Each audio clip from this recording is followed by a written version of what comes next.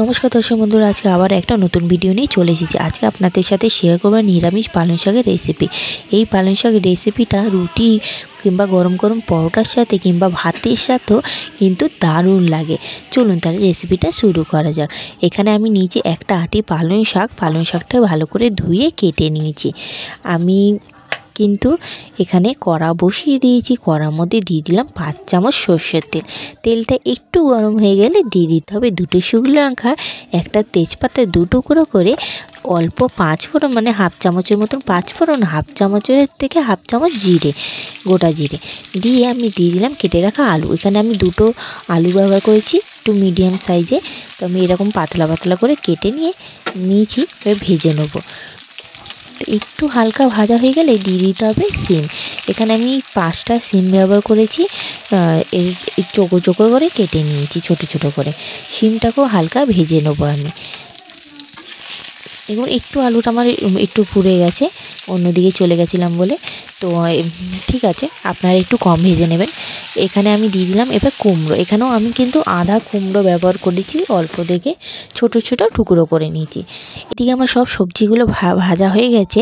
আমি মাঝখানটা একটু ফাঁকা করে দিয়ে দিলাম হাফ চামচের মতন আদা কুচি। আদাটা একটু ভেজে নিতে হবে। এখানে আমি কিন্তু বেগুন ব্যবহার করিনি, আপনারা চাইলে বেগুন ব্যবহার করতে পারেন। আমি এখানে দিয়ে দিলাম 5 চামচের মতন মুগ ডাল। আমি মুগ ডালটা অল্প দিয়েছি, যেহেতু পালং শাকটা কমে যাবে ওর জন্য অল্প ব্যবহার করেছি। ডালটা এইদিকে আমার ভাজা হয়ে গেছে। এই সময় আমি দিয়ে দেবো পালং শাকগুলো।